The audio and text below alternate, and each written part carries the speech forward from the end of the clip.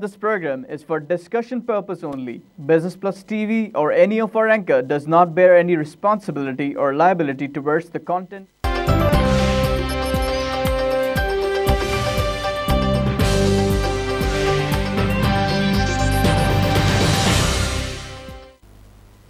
बिस्मिल्लाहिर्रहमानिर्रहीम। PSX hotline में खुशामदीद में हूँ फ़हीम अख्तर। नाज़रीन, आज मार्केट जुम्मतुल विदा की वजह से क्लोज थी। आज मार्केट ने फंक्शन नहीं किया। हम पूरे हफ्ते की परफॉर्मेंस आज देखेंगे। पिछले हफ्ते इसी दिन जुम्मतुल मुबारक के दिन मार्केट्स शदीद दबाव का शिकार थी। दुनिया भर की मार्केट शदीद दबाव का शिकार थी। क्लोजिंग सेशन पे हमारी मार्केट ने 800 के करीब पॉइंट लूज़ किए थे और उसके बाद जब इस हफ्ते का आगाज़ हुआ तो हफ्ते का पहला दिन मंडे मार्केट पे शुरू में दबाव दिखा गया और दिन के अख्ताम पे तकरीबन 350 पॉइंट्स का नुकसान दिखा गया या लॉस दिखा गया। अगले दिन ट्यूसडे के दिन 37 पॉइंट मार्केट ने गेन किए। मार्केट में थोड़ी सी बेहतरी आई और उसके बाद आने वाला दिन वेडनेसडे का दिन मार्केट के लिए एक अच्छा दिन था जिसमें मार्केट ने ट्रेंड चेंज किया और 700 से ज़्यादा पॉइंट गेन किए। थर्सडे वाले दिन मार्केट तकरीबन लेवल रही और 3 पॉइंट माइनस करने के बाद क्लोज हुई। इन टोटलिटी मार्केट ने 350 से ज़्यादा पॉइंट इस हफ्ते में गेन किए, जो कि एक बहुत खुश आइन इंडिकेशन है। मार्केट में लोग पोजीशंस लेते रहे, ब्लू चिप्स में मार्केट में ट्रेड होता रहा और मार्केट ने वो इफ़ेक्ट्स जो कि बैकसेट के थे वो ज़ायल करते हुए या लूज़ करते हुए दिखाई दिए। किस तरह से मार्केट के मामलात हैं, इन तमाम चीज़ों पर हम डिस्कशन करेंगे और हमारे लिए आज हमारे पास जो मेहमान हैं वो हैं एक मशहूर एनालिस्ट और इकोनॉमिस्ट डॉक्टर अयूब महर। वेलकम डॉक्टर साहब। डॉक्टर साहब, ब्रेक्सिट बहुत ज़्यादा शोर शराबा हुआ, बहुत ज़्यादा बातचीत हुई, मार्केट दबाव का शिकार हुई। पिछले हफ्ते तकरीबन इसी दिन अगर आप देखें तो जुमे वाले दिन तमाम के तमाम मार्केट्स में हेवी सेलिंग प्रेशर था। एक दो दिन यूरोपियन मार्केट्स ने और देखा। उसके बाद चीज़ें नॉर्मलाइजेशन की तरफ अपेरेंटली दिखना शुरू हो गई। क्या कुछ सारा माजरा है? क्या सारा कुछ एवरीथिंग इज़ ऑल राइट या अभी पिक्चर बाकी है? देखिए, नहीं, पिक्चर मेरे ख्याल है अभी असल पिक्चर अभी बाकी है। देखिए, स्टॉक मार्केट का में इमीडिएट रिएक्शन आता है किसी भी इवेंट का, वो एक नेचुरल फिनोमेना है, वर्ल्ड वाइड फिनोमेना है। तो स्टॉक मार्केट ने ऑब्वियसली उस पर रिएक्ट किया, लेकिन फिर ये चीज़ें सेटल डाउन होना शुरू होती है, करेक्शंस आती हैं, फिर वो मार्केट जो होती है अपने सही ट्रेंड पे आ जाती है। लेकिन वो सही ट्रेंड क्या होना चाहिए इस एग्ज़िट के बाद ब्रिटिश की, उसको एनालाइज हमें, और उस पर अभी एग्जिट की मोडालिटीज़ भी कंप्लीट डिसाइड नहीं है। रोज़ाना एक नई खबर होती है। नहीं, मोडालिटीज़ देखिए डिसाइड होनी है, लेकिन उसके क्या इम्पैक्ट हो सकते हैं, किन एरियाज़ में इम्पैक्ट हो सकते हैं, वो कोई इस वक्त बहुत अर्ली होगा डिसाइड करना। तमाम के तमाम स्टेक होल्डर्स मेरे ख्याल में नहीं, देखिए मैक्रो इकोनॉमिक उसके इम्पैक्ट जो हैं, हम ये भी नहीं कह सकते कि कोई चीज़ डिसाइड नहीं हो सकती। बहुत सारी चीज़ें ऐसी हैं जो क्लियर हैं, बहुत सारी चीज़ें ऐसी हैं जो अभी बाद में पता लगेंगी। ये जो चीज़ें क्लियर हैं, बेसिकली स्टॉक मार्केट रिएक्ट करती है, कॉर्पोरेट सेक्टर में वो इमीडिएट रिएक्शन होता है उन चीज़ों के मुतालिक जो अभी डिसाइड नहीं हो सकती बाज़ औक़ात। जी, सेंटिमेंट खासा वीक होता है, सेंटिमेंट बहुत वीक होता है। लेकिन आप देखिए दूसरी साइड पे स्टॉक मार्केट से भी बड़ा जो इम्पैक्ट आया है वो करेंसीज पर आया है। स्टर्लिंग पाउंड की वैल्यू पाकिस्तानी रुपये में 10 से 12 रुपये का फ़र्क पड़ा। दुनिया भर की करेंसीज की यूरो में पड़ा। डॉलर ने इम्प्रूव किया और नेचुरली उसने इम्प्रूव करना था। कुवैती दिनार ने इम्प्रूव किया, सऊदी रियाल इम्प्रूव कर गया, येन में इम्प्रूवमेंट आई। इन करेंसीज में इम्प्रूवमेंट आनी थी, लेकिन यूरो की वैल्यू में डिक्लाइन वाज़ेह तौर पे नज़र आया और बहुत शार्प डिक्लाइन जो था वो स्टर्लिंग पाउंड में आपको नज़र आया। ये रिएक्शन नहीं था। इसको ये स्टॉक मार्केट की तरह इसको आप नहीं कह सकते कि ये मार्केट ने इमीडिएट रिएक्शन किया। ये अंडरस्टैंडेबल चीज़ थी। इंटरप्रिटेशन हमें ये लेनी चाहिए कि दोनों के दोनों लूज़र हैं। दोनों लूज़र, ऑफ कोर्स दोनों लूज़र हैं। मतलब अगर देखिए जो इकोनॉमिक पार्टिसिपेशन होती है, इकोनॉमिक लिबरलाइजेशन होती है, इट ऑलवेज़ गेन, इससे गेन होता है। ये जो डिसीजन है, इसमें देखिए डिसीजन में बहुत ज़्यादा स्ट्रैटेजिक और पॉलिटिकल एस्पेक्ट्स भी इसके रहे इकोनॉमिक के अलावा।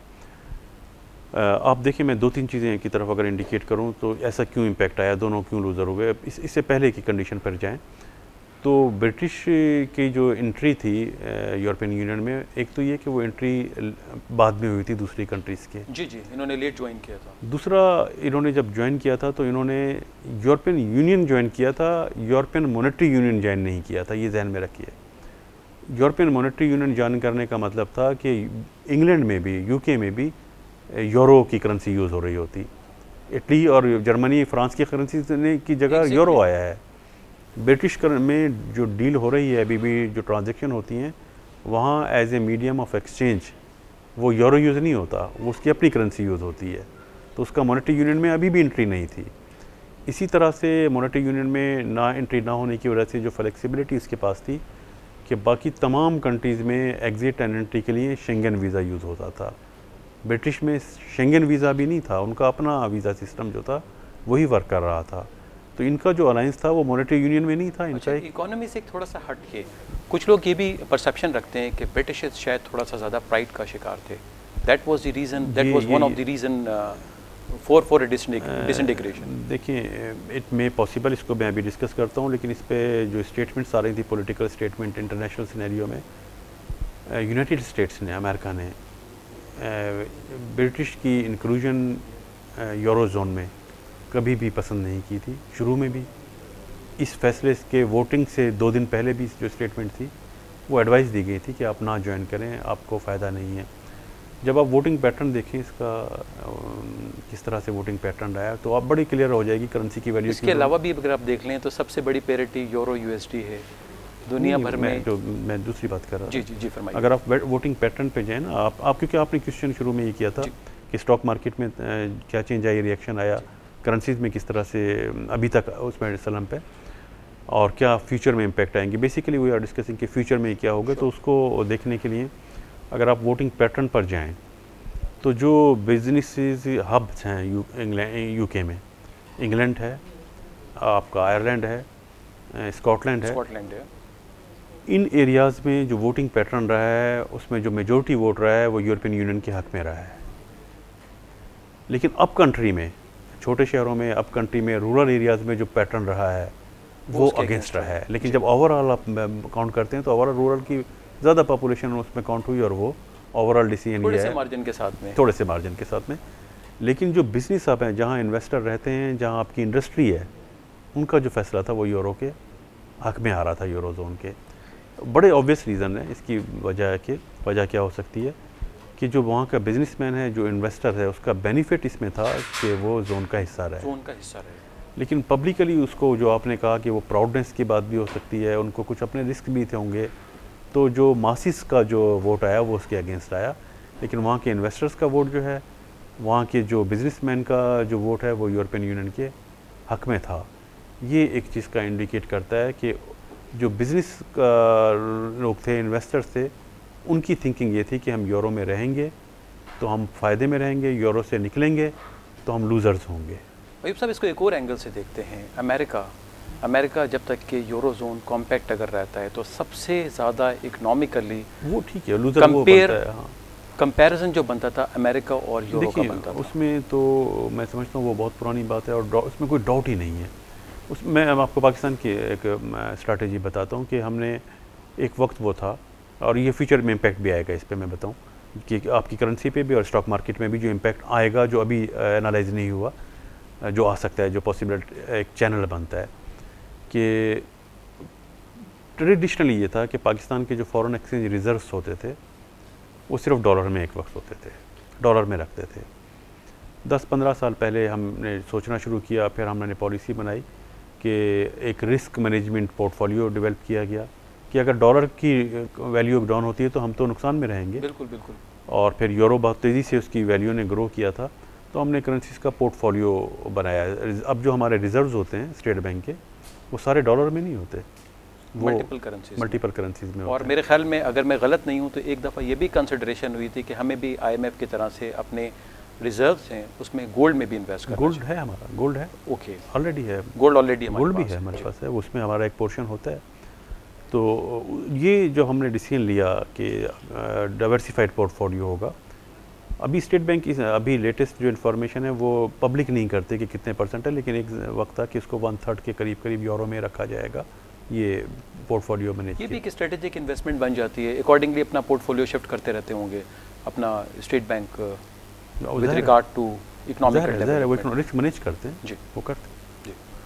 तो कैसा अमेरिका विनर है या चाइना विनर है? नहीं, अमेरिका चाइना की बात नहीं, पहले हमने पाकिस्तान का इम्पैक्ट देखना है। वो मेरे सुन, जब मैं जो चीज़ डिस्कस कर रहा था कि जब पोर्टफोलियो मैनेज करने के लिए जब आपने डिसाइड किया कि आप यूरो में रखेंगे, तो यूरो में जब डिक्लाइन आया है, स्टर्लिंग पाउंड में आपने रखे डिक्लाइन आया, यूरो में रखे डिक्लाइन आया, तो आपके एसेट्स की वैल्यू जो है मॉनेटरी सिस्टम में जो एसेट्स हैं उसकी वैल्यू डिक्लाइन कर गई है, सिक्वेंस कर गई, डिक्लाइन करेगी। और उसकी वैल्यू डिक्लाइन करने का जो इम्पैक्ट आएगा वो लायबिलिटी साइड पर आपकी करेंसी इन सर्कुलेशन पे आएगा, आपके यहाँ मनी सप्लाई पे असर पड़ेगा। करेंसी इन सर्कुलेशन में जब इम्पैक्ट आता है और आप जब श्रिंक करते हैं उसको, तो अल्टीमेटली अब जब इसका जो इम्पैक्ट आएगा जो नेक्स्ट वीक्स में आ जाएगा वो ये होगा कि आपके रेट ऑफ इंटरेस्ट जो है जो डिक्लाइन की तरफ जा रहे थे, अल्टीमेटली आपको अपवर्ड ट्रेंड देख सकते हैं। और उस अपवर्ड ट्रेंड का इम्पैक्ट यकीनी तौर पे फिर आता है, कॉस्ट ऑफ डूइंग बिजनेस आपकी इम्प्रूव होती है, स्टॉक मार्केट पे उसका इम्पैक्ट नेगेटिव आता है, स्टॉक मार्केट पे उसका हमेशा नेगेटिव एडवर्स इफेक्ट रहेगा। तो वो पैसा निकाल के बैंक की तरफ जाना शुरू कर देते हैं अगर इंटरेस्ट रेट अच्छे मिल रहे हैं, बैंक की तरफ जाएंगे लोग, है ना। और वो तो ये एक फिर कॉस्ट ऑफ बिजनेस बढ़ जाती है, बिजनेस की प्रॉफिट्स कम हो जाते हैं, उनके डेट्स की कॉस्ट बढ़ जाती है, उनके इंटरेस्ट रेट बढ़ जाते हैं। तो ये एक इसका इम्पैक्ट है जो फ्यूचर में हम एक्सपेक्ट कर सकते हैं कि इस तरह से भी ये बिजनेसिस को, स्टॉक मार्केट को इफ़ेक्ट करेगा। दूसरा डिवैल्यूएशन का एक जो इम्पैक्ट है जो कुछ कंपनीज पे आ सकता है कॉर्पोरेट सेक्टर पे, कि डिवैल्यूएशन की वजह से, डिवैल्यूएशन का एक मैं अगर इसको यूरोपियन करेंसी में यूरो में डिप्रिसिएशन और फिर 10 से 12 रुपए का स्टर्लिंग पाउंड में डिवैल्यूएशन, इन दोनों को अगर इस डिप्रिसिएशन को देखा जाए तो इसको आप दूसरे वर्ड में ये कह सकते हैं कि आपके रुपये की वैल्यू जो है वो इन करेंसीज के मुकाबले में बढ़ गई है, अप्रिशिएट कर गई है। उस अप्रिशिएट का इम्पैक्ट यकीनी तौर पे आएगा कि अब आपकी जो एक्सपोर्ट है वो कम हो सकती है, उसका आपके एक्सपोर्ट पे नेगेटिव इम्पैक्ट आएगा, उसका वॉल्यूम क्वांटिटी कम हो जाएगी in terms of money, in term of quantity, in terms of quantity, क्योंकि वो आपकी जो एक्सपोर्ट्स होंगी वो जब आपके रुपए की वैल्यू बढ़ गई तो उनकी करेंसी में आपकी एक्सपोर्ट जो है वो महंगी हो गई। किनके लिए? जो उसके बायर्स हैं, जो बायर्स हैं, आपकी चीज़ें प्रोडक्ट महंगी हो गई हैं। जब महंगी हो गई हैं तो वो कम बाई करेंगे, क्वांटम कम हो जाएगा। अदरवाइज भी उनकी buying potency with all this वो भी कम हो जाएगी, वो भी कम हो जाएगी। तो इन टोटलिटी हम पे हमारी एक्सपोर्ट्स पे तो आपकी एक्सपोर्ट्स पर नेगेटिव इफेक्ट पड़ेगा।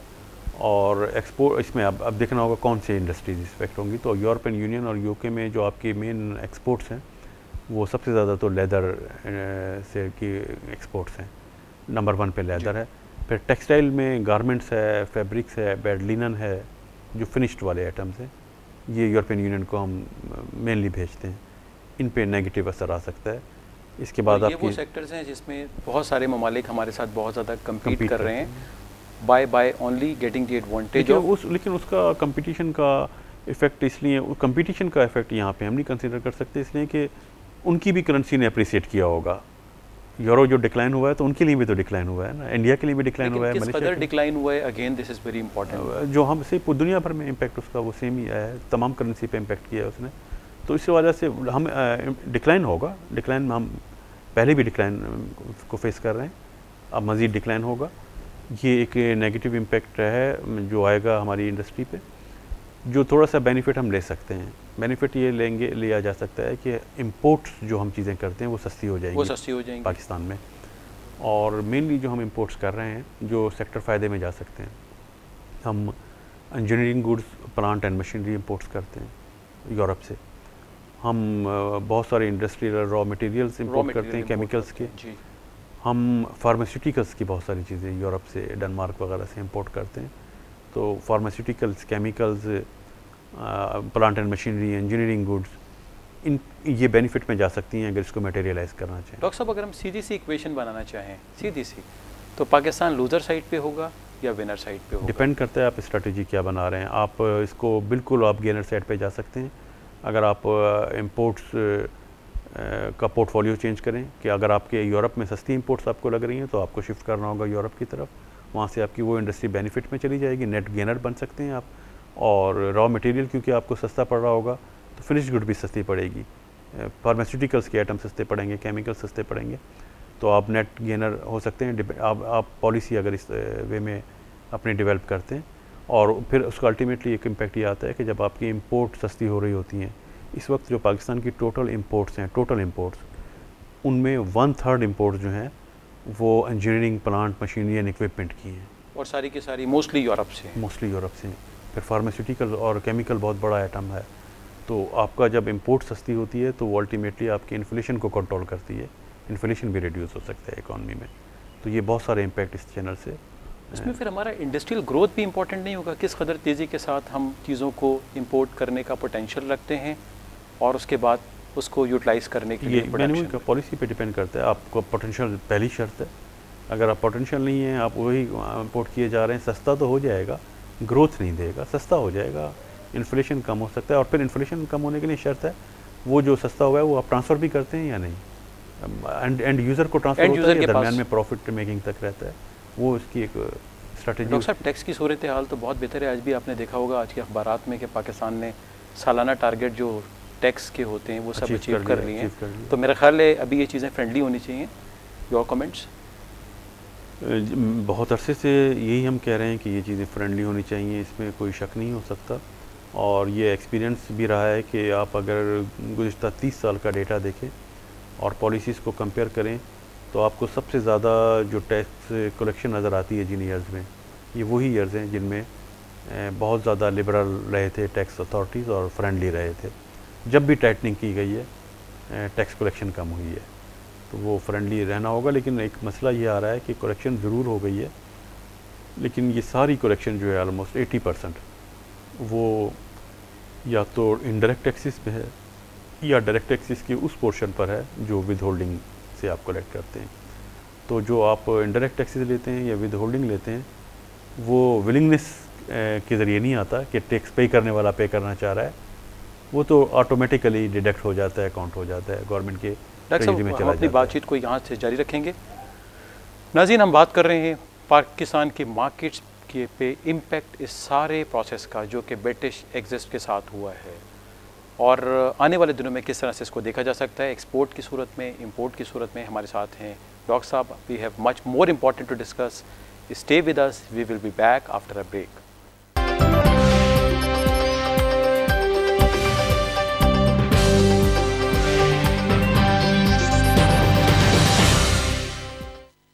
नाज़रीन, वेलकम बैक। हम बात कर रहे हैं इकॉनमी पे, हम बात कर रहे हैं मार्केट पे, और हमारे साथ हैं डॉक्टर अयूब मेहर। डॉक्टर साहब, हमने ओवरऑल इम्पैक्ट तो देखा पाकिस्तान पे किस तरह से आ सकता है, लेकिन हमारे नाज़रीन देखने वाले ज़्यादा इंटरेस्टेड होते हैं कि सेक्टर वाइज अगर आप एक्सपर्टाइज़ या अपने व्यूज़ बता सकें कि स्टॉक मार्केट पे या डिफरेंट सेक्टर्स पे इंडस्ट्री के किस तरह का इम्पैक्ट ड्रॉ होगा आने वाले दिनों में। सबसे पहले हम बात करते हैं वो सेक्टर जिसने पिछले दिनों में खासा बूम किया, खासे अच्छे फिगर्स दिखाए, cement sector. Your views? Cements में बेसिकली इस डेवलपमेंट का इम्पैक्ट जो आएगा वो अब्जॉर्ब हो जाएगा। मैं समझता हूँ वो ज़्यादा उसको इफेक्ट इसलिए नहीं करेगा कि सीमेंट सेक्टर बूम में रहा। कंस्ट्रक्शन एक्टिविटीज़ जब भी बढ़ती हैं सीमेंट सेक्टर बूम में रहता है। फिर पिछले अगर 1-2 डिकेड को अगर आप देखें तो अफ़गानिस्तान में रिकन्स्ट्रक्शन चल रही थी, पाकिस्तान में रिकन्स्ट्रक्शन रही अर्थक्वेक के बाद।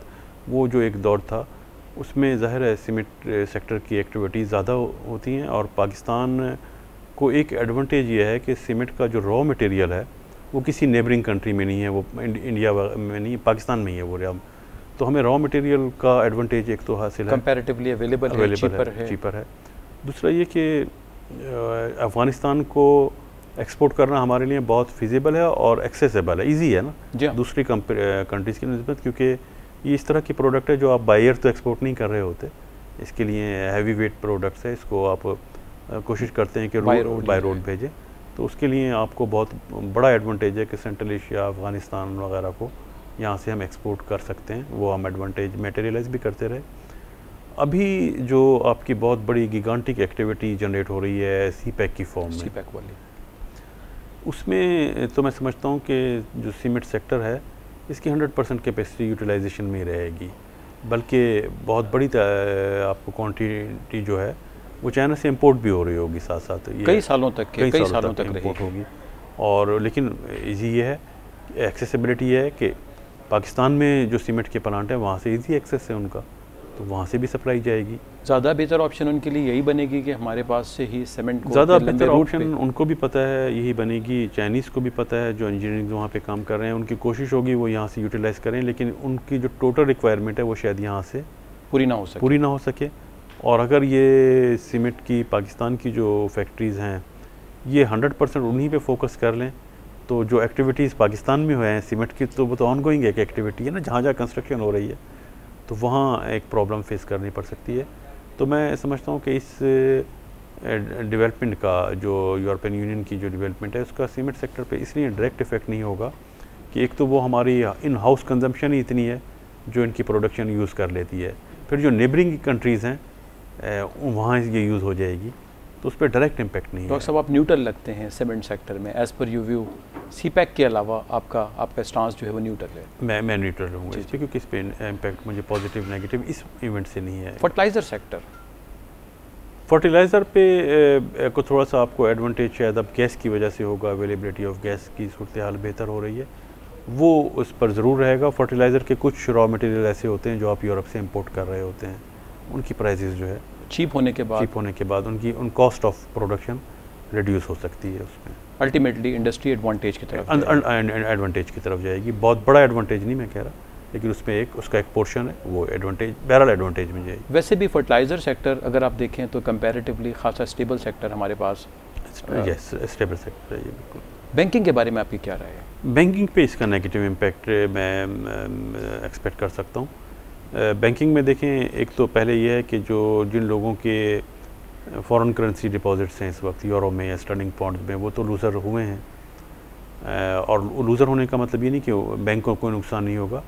इन्वेस्टर्स जो होता है, डिपॉजिट जो होता है वो रीशफलिंग करता है, वो डिसाइड करता है कि मुझे डिपॉजिट्स में रखना है या इस पैसे को कहीं और रखना है, वहाँ से उसका माइंड मेकअप होता है। तो वो बैंक पर अल्टीमेटली वो रिस्पॉन्सिबिलिटी जाएगी, बैंक के डिपॉजिट्स पर नेगेटिव असर यहाँ से आएगा। दूसरा ये होगा कि इस डिक्लाइन की वजह से आपकी जो इम्पैक्ट पड़ता है मनी सप्लाई और करेंसी इन सर्कुलेशन पर, उसका फिर अल्टीमेटली बैंक डिपॉजिट पर असर पड़ता है। बैंक के डिपॉजिट जो होते हैं वो कम होते हैं और बैंक को अपनी कॉस्ट ऑफ जो डिपॉजिटर्स को जो पे करनी पड़ती है लेंडिंग, वो कॉस्ट बढ़ानी पड़ती है। उसको ज़्यादा अट्रैक्शन के लिए इंटरेस्ट रेट भी ज़्यादा देने पड़ते हैं, तो उसके बाद वो ज़्यादा इंटरेस्ट रेट चार्ज करे ताकि डिपॉजिटर उसकी तरफ आएँ और वो वही ज़्यादा रेट बढ़ा दे बोरोवर्स को। तो एग्जैक्टली ये पॉसिबल नहीं होता, उसको कुछ एडजस्टमेंट करनी पड़ती है। लेंडर्स को तो देनी पड़ेंगे ज़्यादा, लेकिन उसका कुछ पोर्शन जो है वो 80% 90% भी हो सकता है, वो बोरोवर को शिफ्ट हो जाता है, लेकिन 100% जो है वो शिफ्ट नहीं हुआ करता। जी, बैंक ने अपना बिजनेस भी चलाना है, सादी से ज़बान में अपना काम भी चलाना है, अपनी प्रॉफिटेबिलिटी भी देखनी है, उसलिए बैंक ने अपना इंटरेस्ट सामने रखना होता है। तो उसकी स्प्रेड पे बढ़ती नहीं, उसकी स्प्रेड कम होने के चांसेस हैं। बैंकिंग स्प्रेड कम होने का मतलब ये होगा कि आप इसको अगर ट्रांसफॉर्म करते जाएँ तो अर्निंग पर शेयर जो है वहाँ तक अगर आ पाएँ तो वो रिड्यूस होने के चांसेस हैं।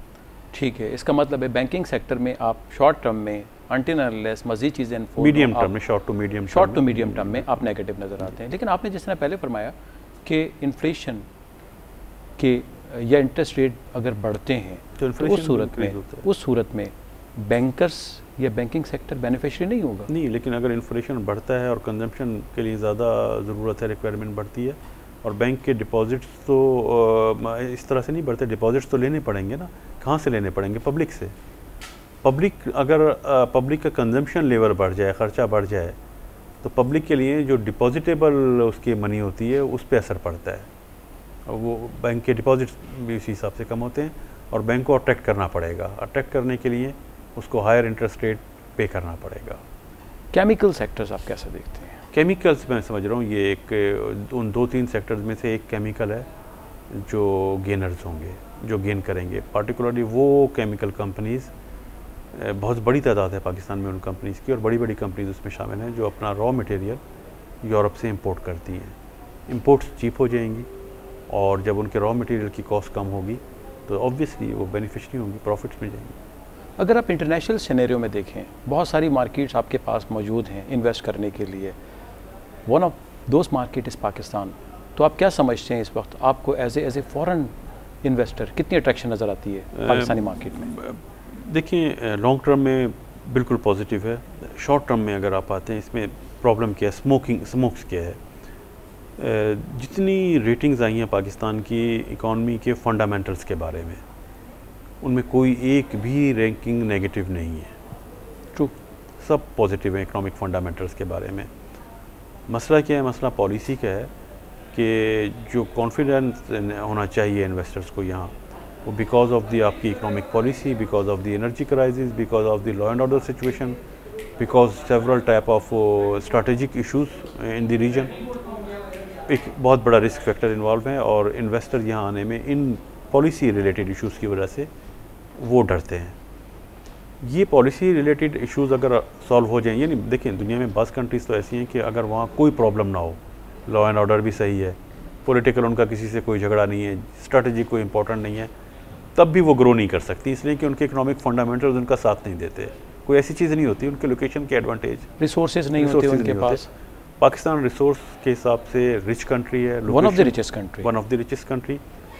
लोकेशन के हिसाब से आपकी आइडियल लोकेशन है, सी पोर्ट आपको अवेलेबल है, बेहतरीन सी लोकेशन अवेलेबल है। फिर आप सेंट्रल एशिया, मिडल ईस्ट और साउथ एशिया को कनेक्ट कर रहे होते हैं, तीनों को कनेक्ट कर रहे होते हैं। तो ये बहुत बड़े एडवांटेज आपको हैं। आपकी बैक पे जो कंट्री है ना, सेंट्रल एशिया से ईस्टर्न यूरोप की तरफ आप निकल जाएं, सेंट्रल यानी अफगानिस्तान से शुरू हो, सेंट्रल एशिया से फिर यूरोप तक चले जाएं, ईस्टर्न यूरोप तक। तो ये कोई 15-20 जो कंट्रीज़ आती हैं, ये तमाम कंट्रीज़ लैंडलॉक कंट्रीज़ हैं। या सादा ज़बान में इनके पास कोई भी साहिल समंदर नहीं, कोई साहिल समंदर नहीं है। इनका नेचुरल रूट जो है, इनमें से 8-10 कंट्रीज़ का नेचुरल रूट बनता ही पाकिस्तान से, इंडिया से नहीं बनता। नियरेस्ट पाकिस्तान है, पाकिस्तान से ही बनता है। तो जब इतनी बड़ी आपकी इकॉनमी का साइज़ बन रहा हो इनको मिला के, तो आपकी मार्केट पहले ही बहुत बड़ी मार्केट है, लेकिन आपके पास तो वो मार्केट का बिगेस्ट साइज़ बन जाता है। तो उसमें इन्वेस्टर्स के हिसाब से तो अट्रैक्शन नहीं है। डॉक्टर साहब, आपने रिसोर्सेज की बात की। रिसोर्सेज तो हमारे पास बहुत सारे हैं, लेकिन रिसोर्सेज अनएक्सप्लोर्ड हैं। हमें रिसोर्सेज के पोटेंशियल का भी आइडिया नहीं है। क्वांटिटी तो दूर की बात है, या क्वांटम दूर की बात है, हमें इस चीज़ का भी अंदाज़ा नहीं है कि हमारे पास क्या क्या रिसोर्सेज हैं। पहली बात ये कि जो आप कह रहे हैं कि हमें रिसोर्सेज का अंदाज़ा नहीं, वो एक अलग इशू है। जिनका अंदाज़ा नहीं वो रखे हुए कुदरत ने छुपा के आपके लिए, वो अलग है।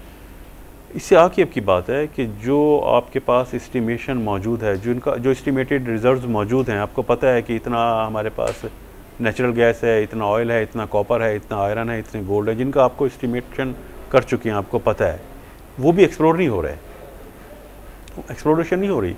आपके यहाँ जो नेचुरल गैस का क्राइसिस रहा है, आपको LNG इंपोर्ट करना पड़ी है, आपके पास तो आपकी ज़रूरत से ज़्यादा गैस मौजूद है। और 20 साल के लिए हमने मुआहिदा किया है कतर से। हाँ, 20 साल का मुआहिदा किया, आपके पास तो ऑलरेडी मौजूद थे। एक्सप्लोर नहीं हो रही है, एक्सप्लोरिंग नहीं हो रही है, वो मसला आ रहा है।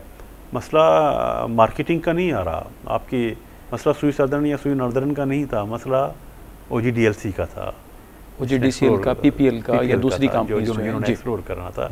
एक्सप्लोरिंग नहीं आ रही, और एक्सप्लोरिंग जो नहीं हो रही, एस्टिमेशन मौजूद है दुनिया की बहुत सारी कंट्री में जहाँ एक्सप्लोरेशन होती है, उनसे बेहतर आपकी फिजिबिलिटी है। ड्रिलिंग रेट सबसे ज़्यादा यहाँ एक सक्सेसफुल है। मसला ये है कि पॉलिटिकल सिचुएशन, जो स्ट्रैटेजिक इश्यूज़ जो हैं, वो आपको अलाउ नहीं कर रहे कि आप वहाँ पे ड्रिलिंग कर सकें, आप वो इसको एक्सप्लोर कर सकें। आपके पॉलिटिकल जो डिसएग्रीमेंट्स है, वहाँ पे मसले हैं। बहुत सारी जगहें ऐसी हैं, बहुत सारे एक बड़े प्रोविंस का हिस्सा जिसमें हमने एक्सप्लोरेशन नहीं कर सके। जो ड्राइव थी हमारी, जो टाइम लाइन थी, उसके हिसाब से हम काम नहीं कर पाए। तो अगर वो सारी गैस या वो सारा क्रूड हमारे पास मौजूद होता, आज आपके यहाँ एनर्जी का क्राइसिस भी ना होता, LNG की ज़रूरत ना होती, आपके बहुत बड़ा ऑयल इंपोर्ट का बिल आपका जो था वो आपको ना देना पड़ रहा होता। ये तो अंडरस्टूड है। रिसोर्सफुल कंट्री है, पॉलिसीज़ का मसला है, पॉलिसीज़ हम सही से नहीं बना पाए। डॉक्टर साहब, रेमिटेंस हमारी उस पेस पे नहीं चल रही, और रेमिटेंस हमारी बेसिकली एक बैकबोन रही है। तो क्या इसकी वजूहत हैं? One of the reason definitely known to everyone is कि कुछ ममालिक जो कि इतने फ्रेंडली नहीं रहे हमारे साथ। उसके अलावा क्या वजूहत है? उसका भी इम्पेक्ट है, लेकिन देखिए इसकी अगर हिस्ट्री देखिए, रेमिटेंसेस जो हैं वो उसमें बहुत तेज़ी से बूम आया था। इस तरह नहीं था कि ऑलरेडी आप 13, 15, 20 का टारगेट अचीव कर रहे थे। $2-3 बिलियन हुआ करते थे, फिर एकदम तेज़ी आनी शुरू हुई 2007 से, फिर इसमें आपका बूम आता गया। माय क्वेश्चन इज़ कि ये जो बूम आया था रेमिटेंसेस का, देखिए ना 3 बिलियन से अगर आप 10 बिलियन पे चले जाएं तो ये 200% इंक्रीज आ जाए, मोर देन 200%। क्या इस अरसे में आपकी बहुत बड़ी आबादी जो थी ट्रांसफ़र कर गई थी, माइग्रेट कर गई थी? क्या लेबर ज़्यादा चली गई थी? एकदम से इतनी लेबर चली गया था? ऐसा नहीं हुआ था, टेक्निकली पॉसिबल नहीं है जी। क्या आपकी जो लेबर अब्रॉड काम कर रही थी, क्या उनकी तनख्वाहें 3 गुना एकदम से बढ़ गई थी? ऐसा भी ये भी मुमकिन नहीं, ऐसा मुमकिन नहीं था। इसमें जो रीज़न्स थे, आपके हालात ऐसे नहीं रहे, आपके अपने यहीं के वर्कर्स थे, आपकी यहीं की फैक्ट्रीज थी जिन्होंने अपने कुछ ऑफिसेस, कुछ बिजनेसेस जो थे वो अब्रॉड शिफ्ट किए, उन्हीं के वही वर्कर्स जो यहाँ थे वहाँ वर्कर हो गए, वही आपको जो थे पैसे जो तनख्वाह में मिलते थे वो अब रेमिटेंसेस में आने शुरू हो गए, मल्टीपल इस तरह के। तो डॉक्टर साहब क्या समझते हैं कि अभी वो लोग वापस आ रहे हैं पाकिस्तान में अपने इंफ्रास्ट्रक्चर के साथ, अपने बिजनेस के साथ? ये इसका एक इंडिकेटर ये है कि हालात में बहुत बड़ी पॉजिटिव चेंज नहीं, लेकिन एक यू टर्न ज़रूर आया है। एक यू टर्न आया है कि लोगों ने दोबारा से इस्टेब्लिश करना शुरू किया, एक यू टर्न महसूस हुआ है। दूसरा ये कि जब लोग पैकअप करके आते हैं तो उनकी जो सेविंग्स होती हैं वहाँ, वो वन टाइम तो आ जाती हैं बहुत अकोमोडेट होके, लेकिन आप समझें कि हर साल यही रिटर्न आएंगे? हर साल नहीं, वो तो पैक करते वक्त आ गए थे, सब कुछ ले आए थे अपना, उस साल के रेमिटेंसेस में तो बहुत बड़ा जंप नज़र आ जाएगा, लेकिन आगे फिर वो फिगर मेंटेन नहीं रहेगा। दूसरा ये कि ये आपकी बिल्कुल आपका कहना सही है कि क्योंकि हमारा ट्रेड बैलेंस जो था वो कॉन्टीन्यूसली बहुत तेज़ी से ग्रो कर रहा था, एडवर्सली ग्रो कर रहा था हमारे लिए। इंपोर्ट ज़्यादा तेज़ी से बढ़ रही थी, एक्सपोर्ट्स की आपकी इनकम जनरेट नहीं हो रही थी, तो वो जो डेफिसिट था वो फिर आपने एडजस्ट किया, सेटअप हुआ वो रेमिटेंसेस की वजह से। रेमिटेंसेस जो आ रहे थे ट्रेड डेफिसिट को वो फाइनेंस एक तरह से करते रहे। वो अगर खुदा ना खास्ता, लेकिन आपके यहाँ जो फॉरेन एक्सचेंज आता है उसमें जो 2 मेजर सोर्सेज होने चाहिए, जो डिज़ायरेबल सोर्सेज होते हैं, एक ये है कि आपकी एक्सपोर्ट ज़्यादा हों, वो तो एक्सपोर्ट से तो डिक्लाइन में जा रहे हैं ट्रेड बैलेंस। दूसरा है आपके यहाँ फॉरेन इन्वेस्टमेंट आ जाए, तो FDI की भी और पोर्टफोलियो दोनों तरह की, दोनों तरफ आपके एक्सपोर्ट की कोई सूरत हाल जो है वो कोई अच्छी इनकरेजेबल नहीं है। आगे भी नज़र नहीं आ रहा, आगे भी है कोई ऐसा इमीडिएटली नज़र नहीं आ रहा। लॉन्ग टर्म में हो जाए तो अलग बात है, लेकिन इमीडिएटली ऐसा नज़र नहीं आ रहा। तो इन दोनों सोर्सों की एब्सेंस में आपके पास तीसरा जो पॉसिबल ऑप्शन बच रहा होता है वो रेमिटेंसेस ही होता है। अब तशवीशनाक बात यह है कि जब रेमिटेंसेस भी डिक्लाइन में जाना शुरू हो जाए और पता हो कि अब रेमिटेंसेस भी कम हो रहे हैं, तो फिर बहुत ख़तरनाक सूरत हाल पैदा हो सकती है। तीनों हमें चीज़ों पे तवज्जो देनी होगी, एक्सपोर्ट पे भी, इन्वेस्टमेंट पे भी और रेमिटेंसेस। डॉक्टर साहब, हमारी इकॉनमी में एक इम्पॉर्टेंट रोल होता है क्रूड ऑयल, बिकॉज हम ह्यूज क्वांटिटी में इंपोर्ट करते हैं और इंपोर्ट बिल में जाके शामिल होता है। क्रूड को आगे आप कैसा देखते हैं सारे सिनेरियो में? देखिए, टोटल जो साइज़ है हमारे यहाँ ऑयल इंपोर्ट का, पहले तो जो टोटल हमारे इंपोर्ट्स हैं, टोटल इंपोर्ट, उसका ऑलमोस्ट लगभग 1/3 जो है वो ऑयल बनता है, क्रूड ऑयल बनता है 1/3। तो वो एक बहुत साइजेबल उसका है जो हमारे ट्रेड डेफिसिट का सबब बनता है। जो हमारी लोकल कंजम्पशन की जो रिक्वायरमेंट है ऑयल की, क्रूड ऑयल की, जो हम फिर बाद में मार्केटिंग करते हैं, फिनिश करते हैं, जो टोटल ऑयल की हमारी रिक्वायरमेंट है उसका 1/3 जो है वो डोमेस्टिकली प्रोड्यूस होता है, एक्सप्लोर होता है, हम यूज़ करते हैं, और 2/3 जो है हम 2/3 इम्पोर्ट करना पड़ता है। अब वो इतना रिस्की फैक्टर होता है, रिस्की इस सेंस में कि गुज़िश्ता 5 साल में जो एक्सपीरियंस रहे हैं कि क्रूड ऑयल की प्राइजेस ने अपवर्ड ट्रेंड इतना देखा जो पहले हिस्टोरिकल $100 से ऊपर चढ़ गए, चली गई, फिर डिक्लाइन होते हुए आप 20 के करीब आ गए। ये एक तो जब फ्लक्चुएशन इस तरह से हो रही है तो आप अपनी ट्रेड बैलेंस की या ट्रेड की स्ट्रेटेजी जो होती है, ट्रेड पॉलिसी आप मैनेज नहीं कर पा रहे होते। इंपोर्ट एकदम बढ़ रही है, इंपोर्ट एकदम कम हो रही है, उसकी वजह से आपकी एयरलाइन इंडस्ट्री जो थी तबाह हो गई थी एक वक्त, उसकी वजह से एनर्जी का क्राइसिस जनरेट हो गया था। फिर जो एनर्जी सिक्योरिटी का जो प्लान बनता है, पूरा एनर्जी सिक्योरिटी प्लान पूरी दुनिया में होता है, पाकिस्तान में अभी एनर्जी सिक्योरिटी प्लान नहीं बना हुआ। उसमें ये होता है कि जब भी ऑयल की प्राइजेज़ ऊपर जा रही होती हैं, एक लिमिट होता है, हर कंट्री में एक लिमिट होती है, पाकिस्तान में शायद $50 पर बैरल की वो लिमिट है, दूसरी कंट्रीज़ में डिफरेंट होती है, डिपेंड करता है आपकी कितनी कॉस्ट इन्वॉल्व होती है एनर्जी प्रोड्यूस करने में। एक लेवल ऐसा ज़रूर होता है कि अगर उस लेवल से ऊपर इंटरनेशनल मार्केट में ऑयल की प्राइस चली जाए तो आप थर्मल से बिजली प्रोड्यूस नहीं करते, आप अल्टरनेट पे आ जाते हैं। और अगर उससे नीचे चली जाए इंटरनेशनल प्राइस तो फिर आप शिफ्ट करके अगेन थर्मल पे आ जाते हैं, अल्टरनेट को स्टॉप कर देते हैं। ये एनर्जी एक मिक्स प्लान बनता है हमारे यहाँ। वो पहले तो हम हाइडल पे डिपेंड कर रहे थे, फिर थर्मल पे डिपेंडेंसी रही, तो वो उसका अल्टीमेटली इफेक्ट हमने देखा कि आपको या तो लोड शेडिंग फेस करनी पड़ेगी या एनर्जी की फिर बहुत हाई प्राइस आपको पे करनी पड़ती रही। डॉक्टर साहब बहुत शुक्रिया हमारे प्रोग्राम में आने का और हमसे बात करने का।